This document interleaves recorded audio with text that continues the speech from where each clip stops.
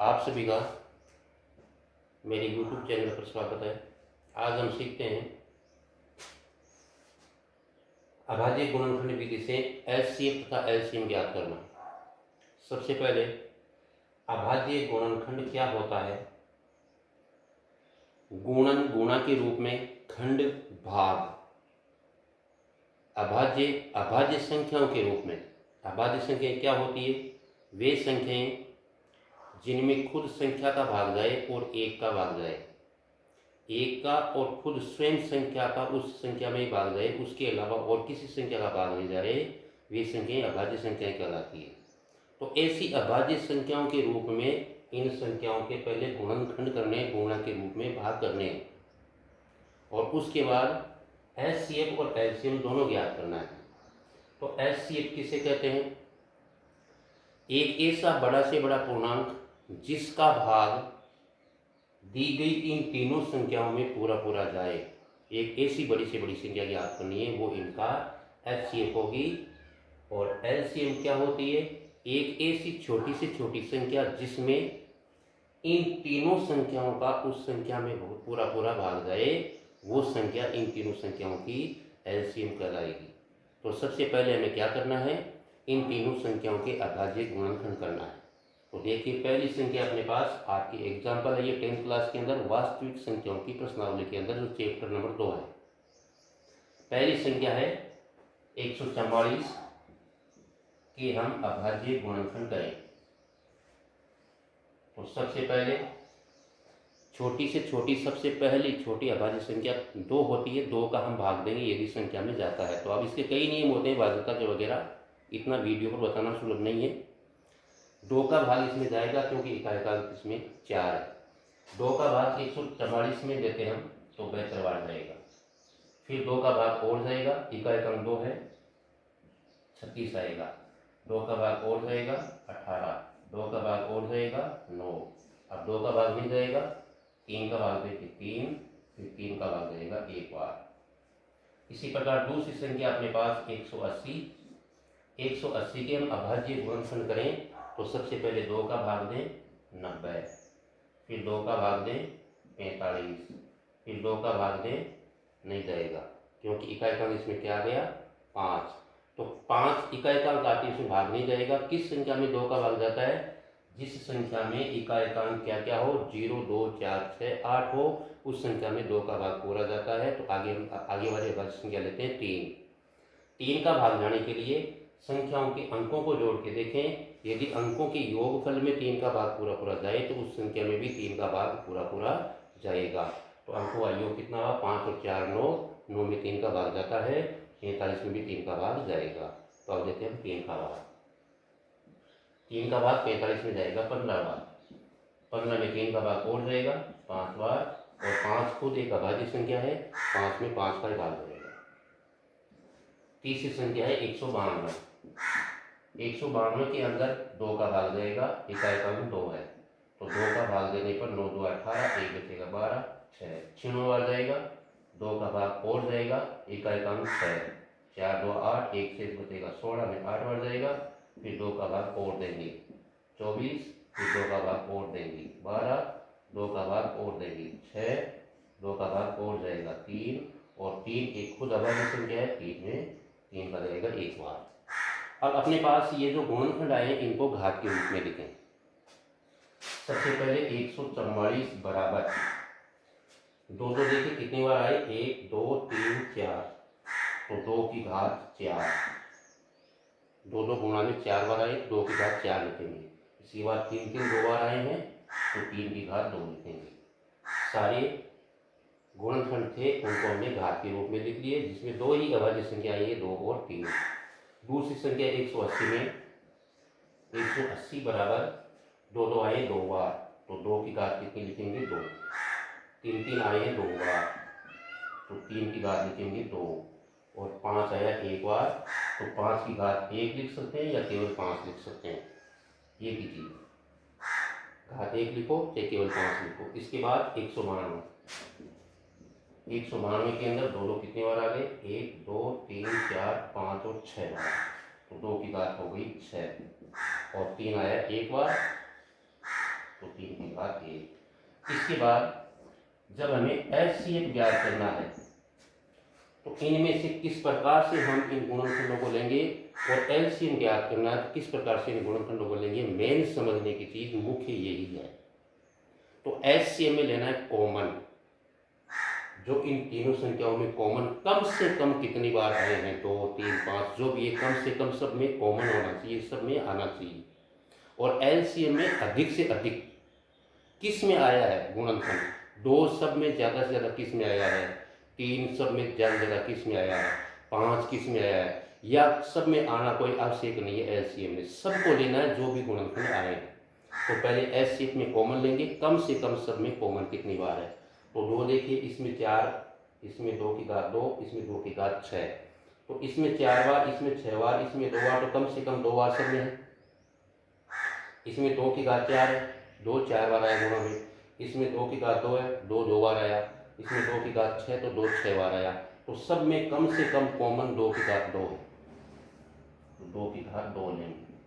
इसके बाद 3 देखिए, इसमें 2 घात है, इसमें 2 घात है, इसमें 1 घात है, तो कम से कम इन सब के अंदर 3 एक बार, तो 3 को एक बार होगी। इसके बाद 5 इसमें नहीं है, इसमें नहीं है, इसमें है, सब में होना चाहिए कॉमन, तो 5 को नहीं लेंगे, 5 है नहीं सब में। तो केवल ये मान ऐसे हैं 2 की घात 2 और 3 एक बार, जो सब में कॉमन है, कम से कम सब में आया है। अब इनका यदि हम गुणा करें तो 2 की घात कितनी बन गई, 4, 2 का 2 से गुणा और 4 का गुणा 3 से हो जाएगा 12। तो 12 एक ऐसी बड़ी से बड़ी संख्या है जिसका भाग इन तीनों में 144, 180, 192 में पूरा पूरा भाग जाएगा। इसके बाद 13 से लेकर ऐसी आगे कोई भी संख्या नहीं है जिसका भाग इन तीनों में पूरा पूरा जाएगा। बड़ी से बड़ी संख्या 12 है जिसका भाग इन तीनों में पूरा जाएगा। एलसीएम ज्ञात करें तो एलसीएम में अधिक से अधिक लेना है। देखिए, इसमें 2 की घात 4, 2 की घात 2, 2 की घात 6, तो 2 की घात 6 अधिक से अधिक है, तो 2 की घात 6 लेंगे। इसके बाद 3 देखिए, इसमें घात 2, इसमें 2, इसमें 1, तो 3 की अधिकतम घात 2 है। चाहे ये ले ले, चाहे ये ले ले, अधिकतम तीनों में देखो तो 3 की घात 2 अधिकतम है, 3 की घात 2 लेंगे।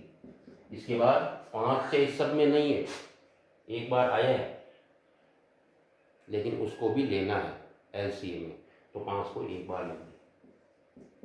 अब ये जो मान आए अपने पास, इन सबको गुणा कराएंगे, 2 को 6 बार, 2 into 2 into 2 into 2 into 2 into 2, 6 बार गुणा कराना है। 3 को 2 बार लेंगे, 3 इंटू 3, और 5 को एक बार लेंगे। अब इनका गुणा कराने का अपना अपना तरीका होता है, गुणा कराते जाइए, 2 का 2 से 4, 4 का 2 से गुणा 8, 8 का 2 से गुणा 16, ऐसे गुणा कराते जाइए, गुणा कराते जाइए, मान आ जाएगा। ऐसे नहीं करे, दोनों की जोड़े बनाए गुणा करा सकते हैं। पहले 2 का 2 से करा लो, 2 का 2 से करा लो, 2 का 2 से, 3 का 3 से, 5 से ले जाएगा। फिर जो गुणा है उनका गुणा करा लो, कुल मिलाकर हमें गुणा से ही करना है। जिसे डायरेक्ट करें, 2 2 4, 4 का 2 से 8, 8 2 16, 16 2 32, 32 2 64, और 64 का गुणा कराए हम। देखिए, आगे 3 किया 9, 9 पंजे 45, 64 का 45 से गुणा करा दे, या 64 का 3 से करा ले, फिर आता है उसको 3 से करा ले, जो आता है उसको फिर 5 से करा ले। अपना अपना तरीका होता है गुणा करने का। तो गुणा करने के 4 पंजे 20, 30 और 2 32, 16, 24 और 1 25, 0 8 8 2 2880। अब देखिए, 2880 एक ऐसी छोटी से छोटी संख्या है, ये तो है बड़ी से बड़ी 12, 12 एक ऐसी बड़ी से बड़ी संख्या है जिसका भाग इन तीनों संख्याओं में पूरा पूरा जाएगा। 144, 180, 192 तीनों में पूरा पूरा भाग जाएगा, किसका, 12 का।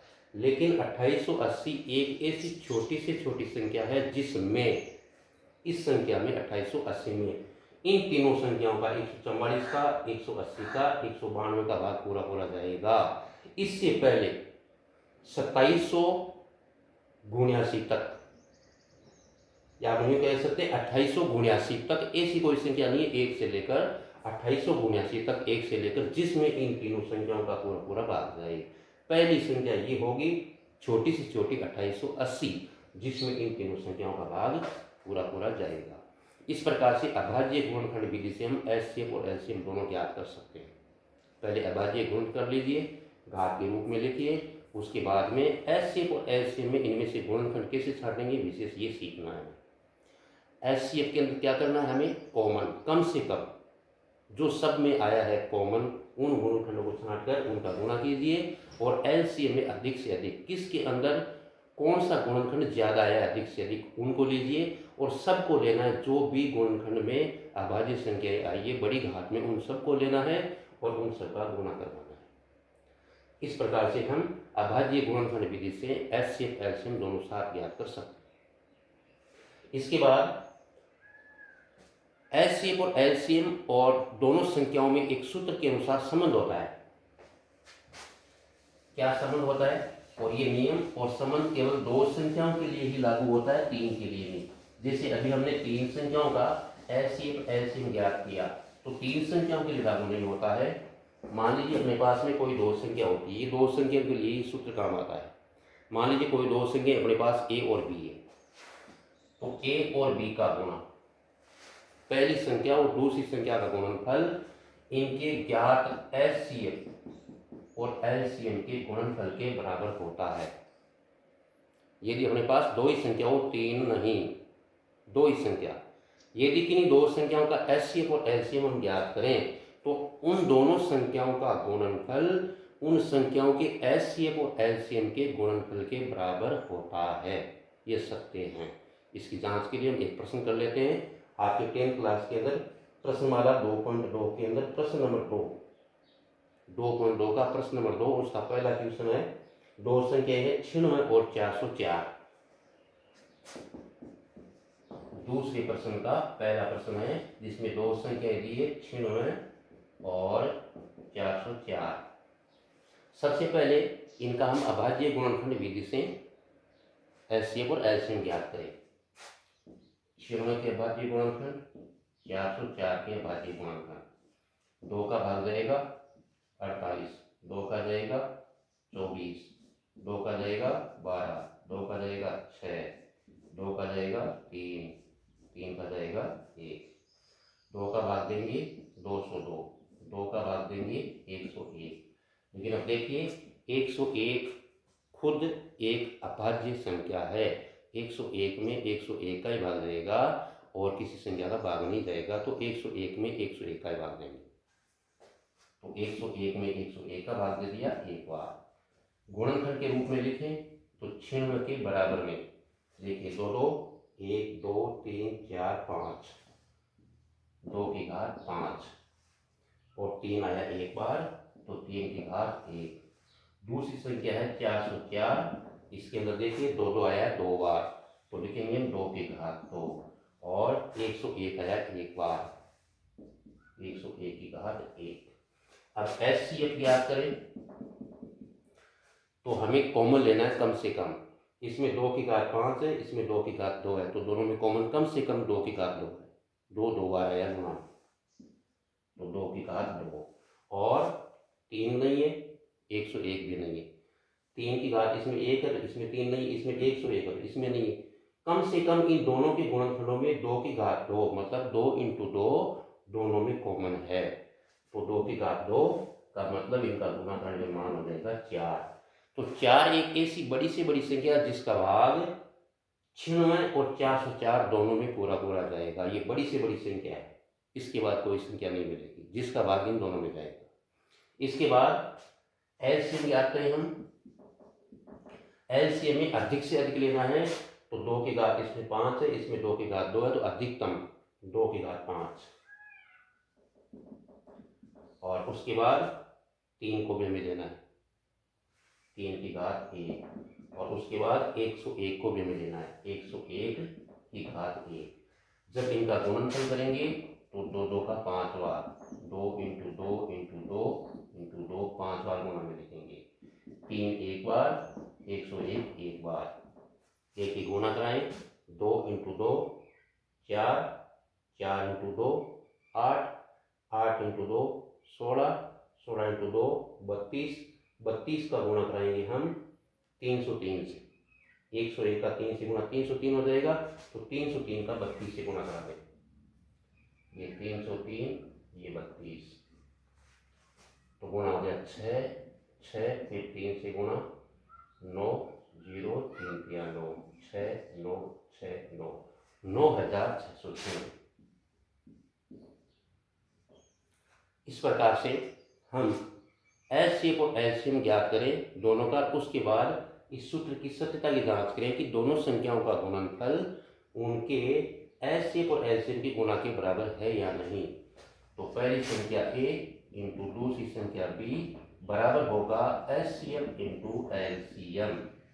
तो ए पहली संख्या में 596, दूसरी संख्या 404 और एलसीएम आया 4, एलसीएम आया 9696।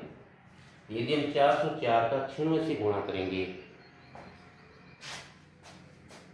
404 का 96 से गुणा करें तो देखिए 6 चौके 24, फिर 6 चौके 24, 9 चौके 36, 9 चौके 36 जोड़े 4 8 7 8 3 38,784।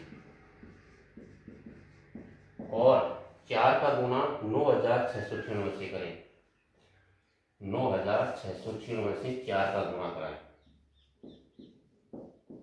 एलसीएम और एलसीएम का। 6 चौके 24 2, 9 चौके 36 2 38, 6 चौके 24 और 3 27, 2 9 चौके 36 36 और 2 38, 38,784।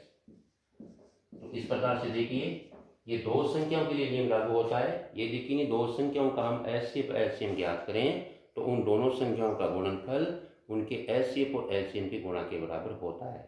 तो इस सूत्र के द्वारा भी एक प्रश्न बनता है आपके, क्या दोनों संख्याओं में से कोई एक संख्या छोड़ दें पहली या दूसरी एक संख्या दे दें और उनका एलसीएम एलसीएम दे दें, तो प्रश्न ये बनता है कि वो संख्या ज्ञात करो जो एक छोड़िए, या एलसीएम और एलसीएम में से एक मान दे दें, या तो एलसीएम दे दें या एलसीएम दे दें और दोनों संख्याएं दे दें। मतलब 4 मान में से 3 मान दिए, एक मान हमें ज्ञात करना हो तो इस सूत्र के द्वारा हम ज्ञात कर सकते हैं। जैसे यही प्रश्न बना लें कि आपको दे दिया कि 96 और 404 का एलसीएम 4 है तो इसका एलसीएम ज्ञात कीजिए, तो सूत्र के द्वारा कैसे ज्ञात कर सकते हैं। ऐसा भी आपके 10th क्लास के कुछ क्वेश्चन हैं 10th क्लास में, उनको हम इस सूत्र के द्वारा ज्ञात कर सकते हैं। प्रश्न क्या बनता है, आपको दे दिया कि दो संख्याओं 96 और 404 का एलसीएम बराबर 4 है तो इनका एलसीएम ज्ञात कीजिए। तो हमें सूत्र को किसी प्रकार से लिख सकते हैं, ए इंटू बी बराबर एलसीएम इंटू एलसीएम, या एलसीएम इंटू एलसीएम इधर लिखें बराबर ए इंटू बी लिखें, जहाँ ए और बी क्या है वो दोनों संख्याएं हैं जिनका एलसीएम एलसीएम दिया गया है। तो हमें ज्ञात क्या करना है, एलसीएम ज्ञात करना है। एलसीएम दिया है तो एलसीएम एलसीएम को इधर लिखिए, सुविधा रहेगी। एलसीएम इंटू एलसीएम बराबर ए इंटू बी। एलसीएम कितना दिया हमें 4 लगाइए, एलसीएम ज्ञात करना है, एलसीएम को एलसीएम लिखिए बराबर ए पहली संख्या कितनी है 96 और बी दूसरी संख्या कितनी है 404। तो एलसीएम बराबर ये 4 भाग में जाएगा, 96 इंटू 404 के बटे में आ जाएगा 4, और 4 से ये 96 भी करता है और 404 भी करते हैं, दोनों में से किसी को काट सकते हो। जैसे 4 से ये सुगम 101 101 बार कट गया, तो 101 का और 96 का हम गुणा करें, तो जैसे 96 का 101 से गुणा कराएंगे हम, ये लीजिए 101 96 6 0 6 9 0 9 जोड़िए 6 9 6 9 9696। जो भी हमने इसका एलसीएम ज्ञात किया था अभाज्य गुणांक से, वो सूत्र के द्वारा भी हम ज्ञात कर सकते हैं। तब जब 4 मानों में से कोई 3 मान दिए हो और एक चौथा मान हमें ज्ञात करना हो तो इस सूत्र से संबंध स्थापित करके चौथा मान हम ज्ञात कर सकते हैं। ओके, अगले वीडियो में हम अपरिमेय संख्या जो होती है उनको सिद्ध करना सीखेंगे, जैसे कि विशेष रूप से आपके प्रश्नमाला में आया है √2 √3 √5, जो अगला वीडियो आएगा उसमें हम और सीखेंगे। प्लीज़ अपना जो ये वीडियो है इसको अधिक से अधिक शेयर करें ताकि ज़्यादा से ज़्यादा बच्चे इसका लाभ उठा सके, पढ़ाई कर सके। Okay, thanks.